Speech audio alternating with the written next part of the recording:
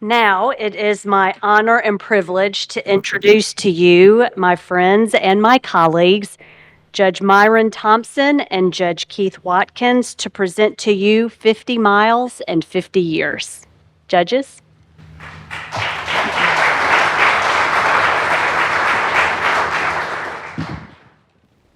Welcome. My name is Myron Thompson. I'm one of the district judges in this court, and with me here is Keith Watkins, another district judge. We are senior judges, which means we do as much as we want to and as little as we want to. I was too, as Judge Adams said, overwhelmed by the presentation from the ASU students. I kept wanting to stand every time you kept doing pledge and so forth. It was hard to stay in my seat.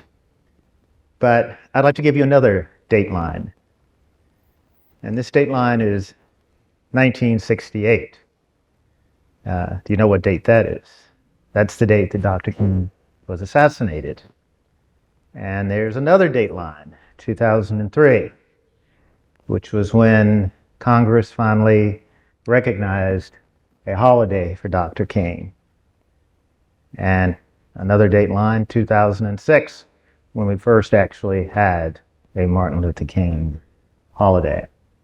And here we are in 2024 in this courtroom, Judge Watkins and I, and we'd like to take on this dateline to share with you our experiences of growing up when Dr. Martin Luther King's dream was far from a reality.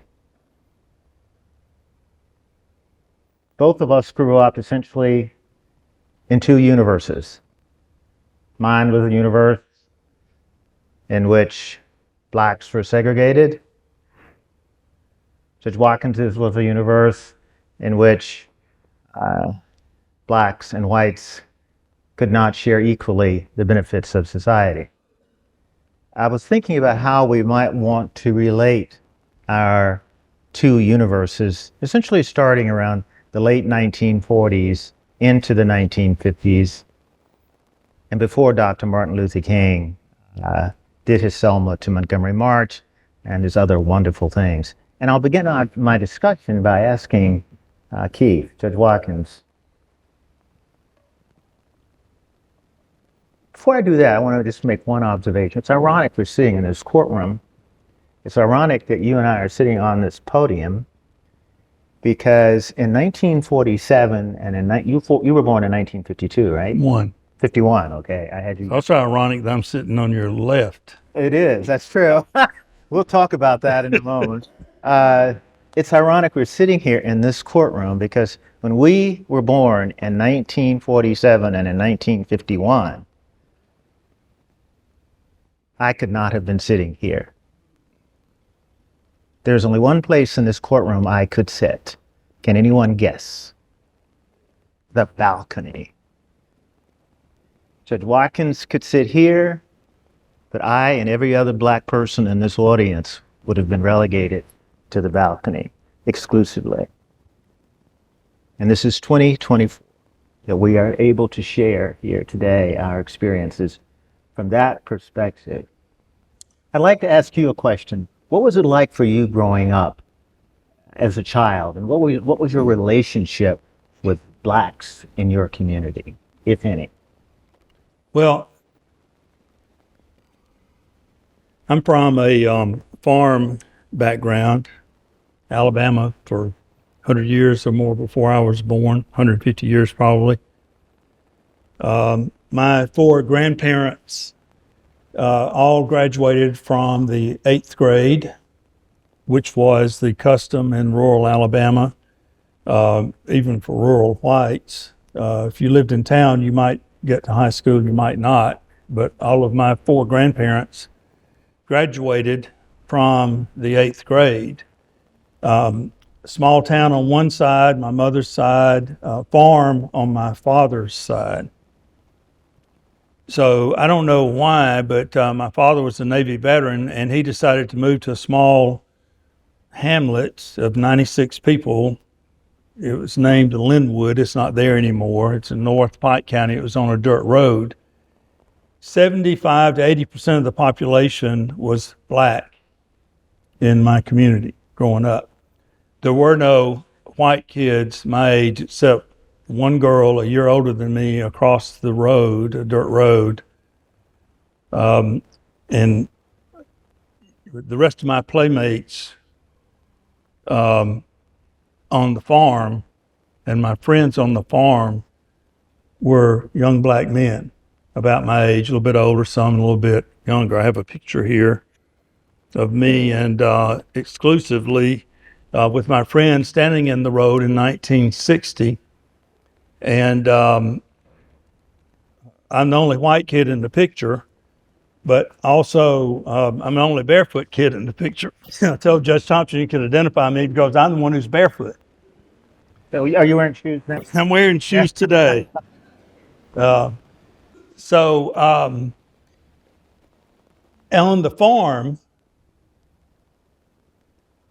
my friends were all black. I had 4 younger brothers. There were 5 boys, 7 years from first to last. And all my friends were black. But when I got on that school bus, all my friends were white. So I started school. I did not have kindergarten. I didn't have preschool. I started school as a first grader in a 2-room school with outhouses, pot-bellied stoves for heat. You may know what outhouses are for. No running water except in the cafeteria. And one teacher for the first, second, and third grade. And one teacher who was also the principal for the 4th and 5th grade. So I often say that I was in a separate but also unequal school. Our school buses were rickety. It was so bad that one day the bus driver let his son drive the bus and he wrecked it. His son was 11 years old and he's driving the school bus. So my job on the farm, I was the oldest of 5 boys, and my job was in the summers. My dad worked in town because we couldn't live just on farm. We lived in a rented house on a rented farm. My job was to pay the farm hands on Friday, to take them their money, and to take them water every day of the week on my bicycle. And they were all black. So there were no white kids in my neighborhood. There were no black kids in my school. What was your experience? Well, we had one shared experience. All my friends were black too.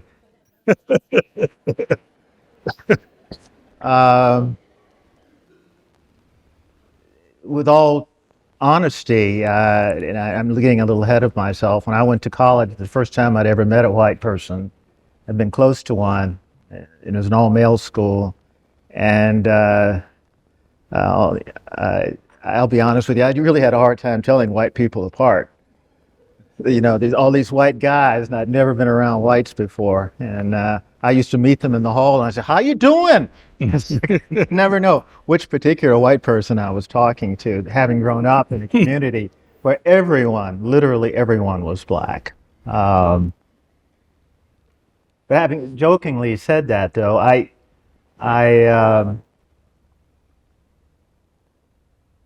was very much aware that my community was totally black. And there were some advantages and some disadvantages to that. The disadvantages were, of course, that when I would come to Montgomery, there used to be the old, I can't remember, store there downtown. I think they refurbished it. But we'd have to eat our sandwiches in the basement. I couldn't eat in the regular places where everybody else ate. When I went to the movie theater, I had to sit in the balcony.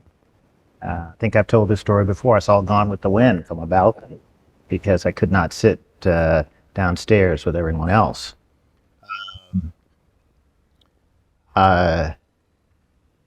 when I would take the train from Montgomery to see my relatives in Nashville, we had to sit in the segregated train car.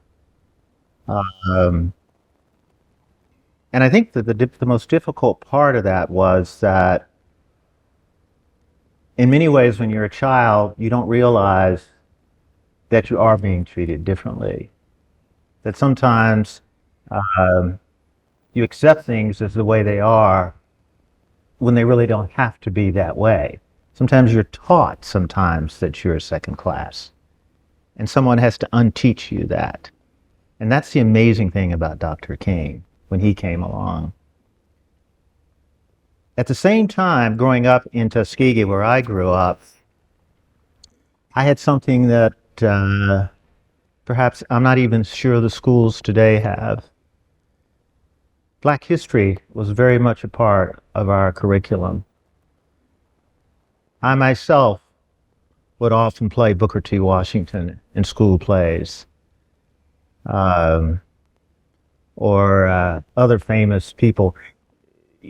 The fact that the person who designed Washington, D.C., what's his name, Banneker, was black, or the fact that the guy who discovered blood cells and all that black, that was taught to us as black kids. And we were very much taught that we were a part of the history of this country. And that's the upside of having gone to a school where you were taught this rich black history. But at the same time, I couldn't share in it. And I remember it fondly. But those were really my childhood experiences. I will share one other little thing too, which I've shared before as well. I had polio as a kid. And in Tuskegee, where I grew up, we had a hospital, which most communities did not have. And as a kid, I could be treated at that hospital, and it was a first-rate hospital. And it was an all-black hospital, black doctors, black nurses. The nurses would cuddle me. They would, my mom wasn't there, they would reassure me.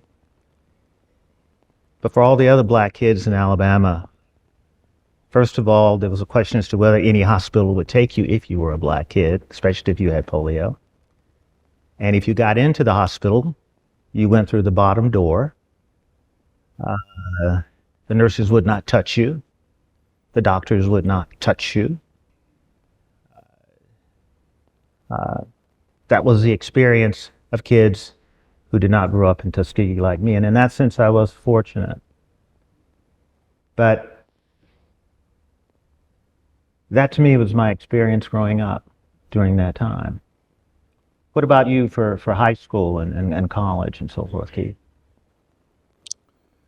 Well, Dr. King had a direct effect on my high school. I'll have to say that by the time I reached the 10th grade, I was in Troy City Schools, which is a pretty good school system, Charles Henderson High School.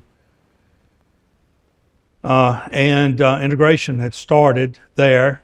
Now, you'll note that Brown versus Board came out in 1954.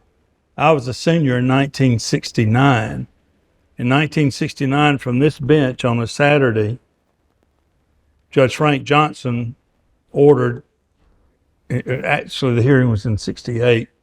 I've got a copy of the opinion in my folder here. This City of Troy school systems and about 50 others were ordered to file a desegregation plan. And still we didn't do it. And some of you will remember Dr. Paul Hubbard, who's head of the Alabama Education Association. He was our superintendent of education. And our school board in Troy fought this tooth and nail. There were towns that did not fight. Andalusia didn't fight. They don't have a private school. They have a good public high school. Enterprise didn't fight. They don't have a private school. They have a good high school. I believe Judge Albritton's granddaughter in Andalusia, if I'm not mistaken, studied Russian in high school. Troy fought. I was president of the student government in 1969 for my class, fall of 68 into 69. The only time I met George Wallace was there. He came to speak. It was after the 1968 elections. He had been up north and had carried some states. And I went out, they sent me out to get him. I brought him to the auditorium, and on the way, he's a little short fellow, walked real fast. And he said, "So you're the president, right?" And I said, "Yeah." He said, "They're not going to elect me president." And that's the only conversation I ever had with a man. I never met Dr. King because he died in April of my junior year. So my experience was that we had black students, had 10% of my high school class was black, and they were voluntarily coming over from Academy Street. In 1969, in 1970, Judge Johnson from here, and by the way, Martin Luther King was not the most hated man in Alabama during these years in this part of the country. You know who's the most hated man in this part of the country? Frank M. Johnson. And it was because he did right. Jim Crow was a legal construct, and thus it took law to deconstruct it. And Judge Johnson waited and waited from 1954 through 1961 in the bus situation here at the bus station, the Freedom Riders. In 1965, the march, the death of Dr. King, 1968, and yet my high school and my city board of education had not done a thing but fight. So he had a hearing here in this room on a Saturday morning, and there was only one witness, and that was Linda Felton. She's 4'11" probably. She was a junior at the all-black school. She testified, and based of her testimony, on that basis, Judge Johnson ordered our school to be integrated by closing the black high school by next year. 30 years later, we came out from under that, and my law partner was the lawyer for the school system. And he had one witness come to Judge Albritton's court to testify that the Troy City system was unified and was completely, had done everything the courts required. And it was the same witness, except she was Dr.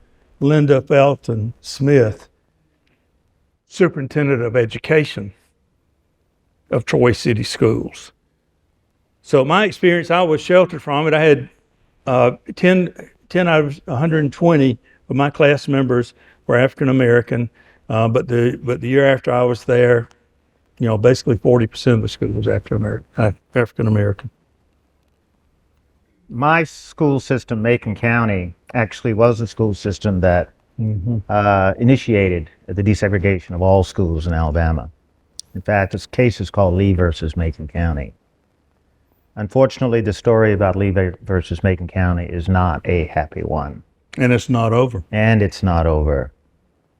What happened in Lee versus Macon County, in particular in Macon County where I was going to school, was before Judge Johnson entered his order, it was an all-black school, which I attended, where our science lab had nothing in it. Unless your parents provided science equipment, you learn science without ever seeing a Bunsen burner. After Judge Johnson entered his order, the school was still all black. What happened? All the white kids left the system. All of them, 100%. They all went to a private school. That is a legacy that unfortunately we live with today in many ways. And you and I have presided over many of these cases. But what it tells us is that what we need to do is hear what you young people said And what it tells us is the battle is far from over. And the Macon County school system, I think, is pretty much still all black. My experience, other than being denied equal access to education resources, was that I too rode a school bus, but it was the school bus that the white kids had decided to give to the black kids so that the white kids could get a new school bus. That's the way it was in my community. I think the next thing would be that well, let me ask you this. In your family, around your dinner table, while all this was going on, what did you all talk about?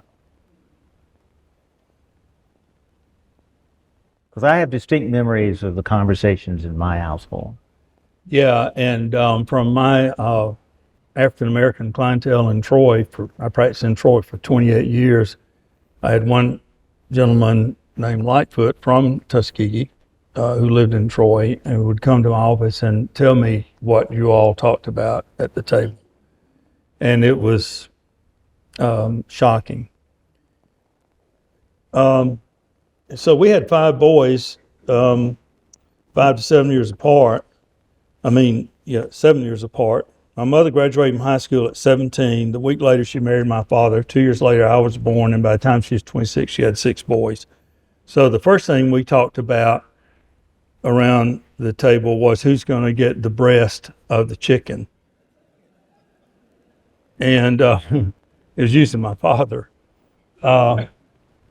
We'd get 1 strip of bacon for breakfast, and we'd bargain for that. Let me just say that I recall, all right, so I want to give you a little lesson here. I want to give you a definition of dogma. Dogma is what you have to believe, even if you don't believe it. So I'm swimming in this culture of dogma in the white community. That's how I know that Frank Johnson was the most hated man. But I don't remember hearing that around the table. I don't remember hearing anything about voting. Why? Because voting was not an issue with white people. We voted. So it wasn't an issue. Now, elections and who was running and all of that, there was discussion about that.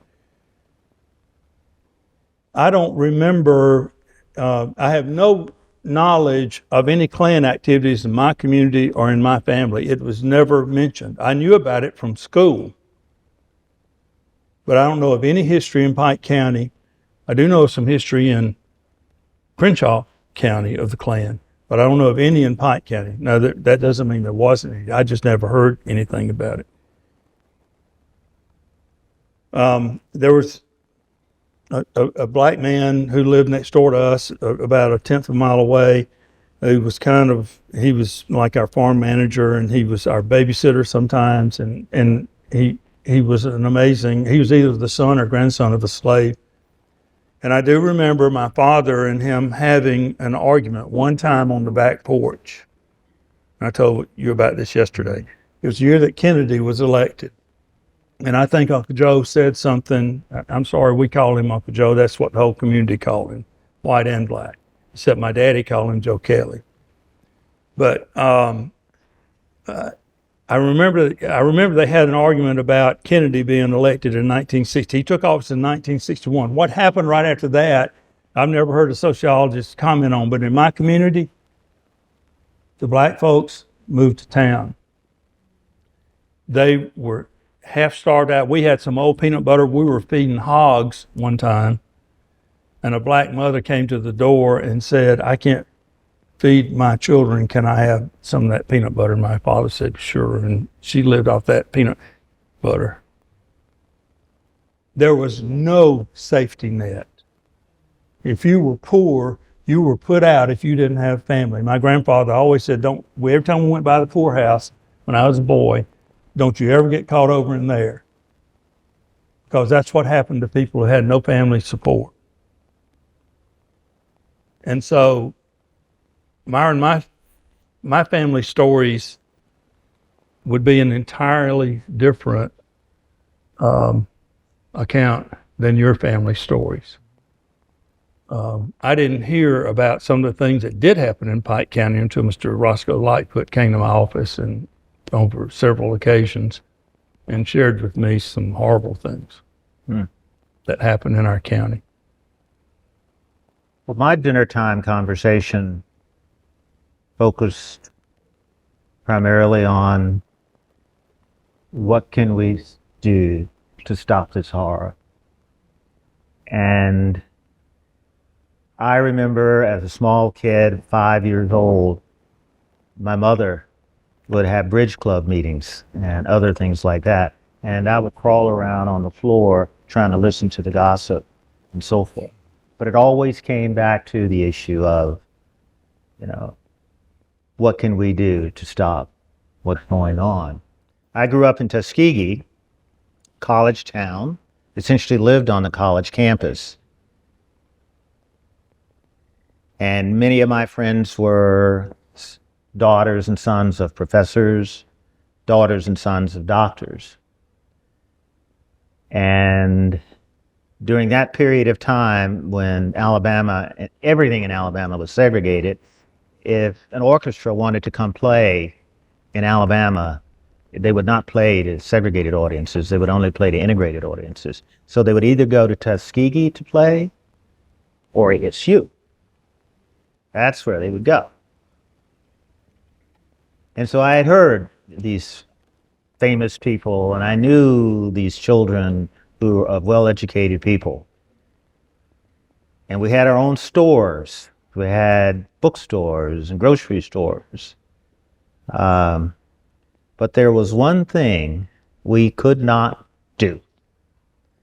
I don't care whether you had a degree from Yale, or you had a degree from Harvard, or you had a degree from ASU, and I don't care whether it was a doctorate or a master's or 3 doctorates. You could not vote if you were black. And you could vote if you were white and even illiterate. So no matter how high you were on the economic level, you were at the bottom if you were black when it came to political power. And much of that changed as a result of what happened in this courtroom. Starting with Chameleon versus Lightfoot, which challenged the rights of blacks to register, or the denial of blacks to register and vote. It was heard here. And as a result of that, my parents, not my parents at 18, not my parents at 20, not my parents at 25, but my parents at 50 could vote for the first time. And as a result of that, when I came back here from law school at the age of 23 or 24, I also voted for the first time. And this is actually something I've never really said before. But you know that I remember that first time voting, and I remember how precious it was to be able to vote, because that was just, that's just something our state denied you no matter what. I was scared out of my wits when I went down there to vote. And the reason I was so scared out of my wits was I had heard the horror stories about black people going to vote and how they'd been beaten and how they'd been treated and how they'd been humiliated. I had a degree from law school. I had a degree from college. I was even an assistant attorney general. But I was afraid to vote. That's the psychology of that growing up in that segregated community. That's what that had done to me, even when I had become of age. And even today, when I go to vote, I have to say, perhaps, next to prayer is the most important thing. It just rivets. I'm sure Miss Montgomery has the same experience. If you talk to anyone my age and you talk about voting, you're talking about a sacred right, not a constitutional right. And that's what we talked about around our table. That's what my mom talked about. In fact, my stepfather was the whole local head of the field secretary of the NAACP of Alabama. He actually held the same position that Medgar Evers held in Mississippi when he was assassinated. And at our house, when my stepfather ran for election on the city commission, the night of the election, he won. And my mother, I was in high school at the time, made me go to my bedroom, and I could hear them talking outside because there were rumors that the Klan was going to march on our house. It did not happen, but that's the fear under which I lived. It never did happen. I never did ever see a Klansman, but the fear was always there. As a judge, and I can talk about this now because this case is now long over, I heard a case involving the right to vote. You don't need to know the details. The plaintiffs called a witness. His name was Dr. Williams. He was actually the dean of the veterinary school at Tuskegee. And he was called as an expert witness on the right to vote and how important the right to vote was to people and how it had impacted people in Alabama and how as a court, by the way, I was hearing it as a single judge. This was not a jury trial. And I did not know that he was going to be called as a witness. And he went on and on about how important the right to vote was. And after we took a recess, I went back and I was talking to my law clerks and I said, oh my God, I've heard that man say that so many times when I was a kid. When I was 10 years old, he used to say that around my house. I would hear this same speech, and here I was hearing it in court again. And it was just so funny that he was a man, the same spiel about the right to vote. But here, unlike when he told me that, by the way, his son was one of my best friends. As a child, here I was as a judge hearing the same speech. The difference being, I could do something now. And I did. But that was our dinner time conversation. It was all about that. My mother, politics was everything. My stepfather was a Republican. My mother was a Democrat. And the whole thing was who's going to vote for whom. We had hot conversations at the dinner table. My stepfather was going to vote for Nixon. My mother was going to vote for Kennedy. And then the question was, who was I going to vote for? And I, of course, knew to stay out of it. And then, by the way, some of you, back then, most blacks were Republicans. We were called Lincoln Republicans. So that was pretty much the party of blacks, especially in Alabama. So my stepfather being a Republican was not that unusual, and being black. And in fact, when I got to Yale, I was a Republican. And when I came up for this judgeship, there were some people who debated when I was up for my nomination whether I was a Republican or a Democrat. So, because my family had a history of the Republican Party, what we call Lincoln Republicans. But anyway, that was our family conversation. Everything was politics. Everything was equality. And there was one other thing that was different in our family. There were two people that we talked about with reverence. One was Dr. King. Oh, by the way, we never called him Dr. King. We called him the Reverend Dr. Martin Luther King. Yes, I agree.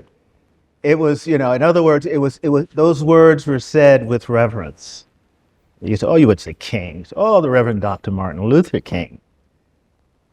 And the other person we talked about was Judge Frank M. Johnson, Jr. We never called him Judge Johnson. He was Judge Frank M. Johnson, Jr. Because this courtroom and my family, while we were sitting around the family table, was, as Thomas said earlier, an oasis of justice. It was the only place in this state where if you were black, you could be treated with dignity and you could be assured fairness. And my parents, that's what they taught me. Day in, day out, they drilled it into me. And I'm looking at the clock too there. But anyway, so our experiences were different, but we're ending up at the same place, which I think is what's so important. And Keith,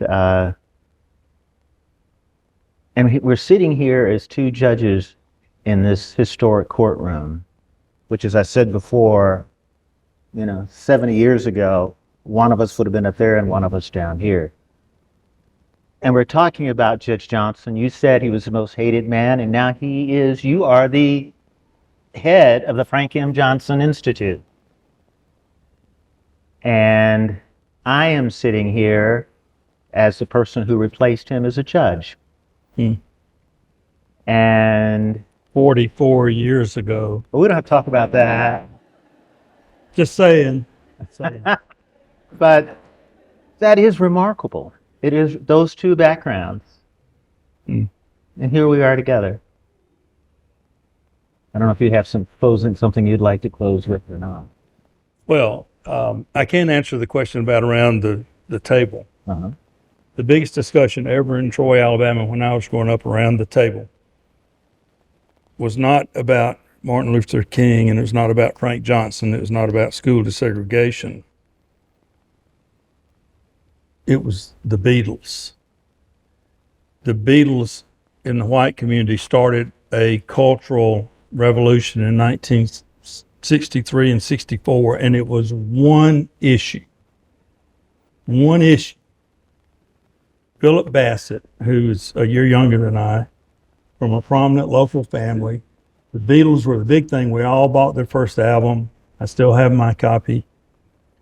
Philip let his hair grow until it touched his ears, and it became the talk of the town. Preachers in pulpits addressed it. The barbershops were eaten up with it. It was so radical that Philip Bassett had let his hair grow to touch his ears. Today, he doesn't have any hair. I guess serves him right. I don't know.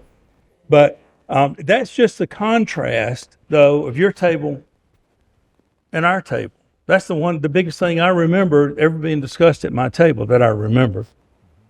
And so I grew up in this dogma that I'm not saying that I've spent a lifetime trying to reject the dogma necessarily, or even separate myself from it. It's part of my history. But I know the right thing about the law, and I try to find the right thing about the law and do what Judge Johnson did, and that is find the right thing that's supported by law and do it in every case.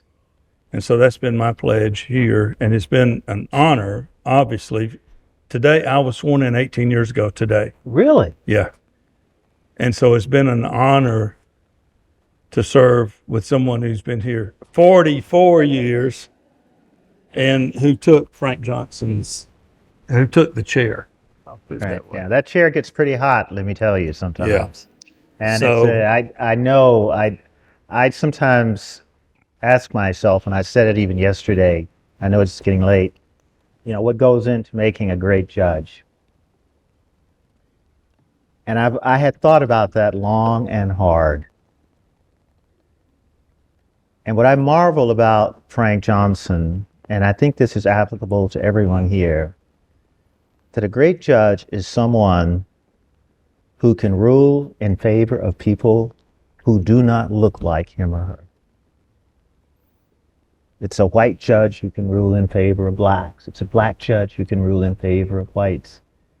It's a male judge who can rule in favor of women. Sorry, thank you. It's a male judge who can rule in favor of women. It's a female judge who can rule in favor of men. Frank Johnson was not black, but he literally dedicated his career to helping black folk. He was not a woman, and yet he was one of the first judges to recognize women as equal before the law.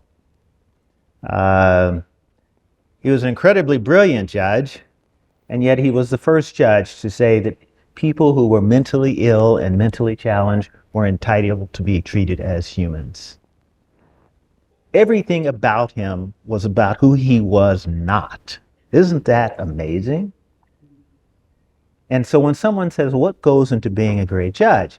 I said, look and see how much that person has done for people who are not like him or her.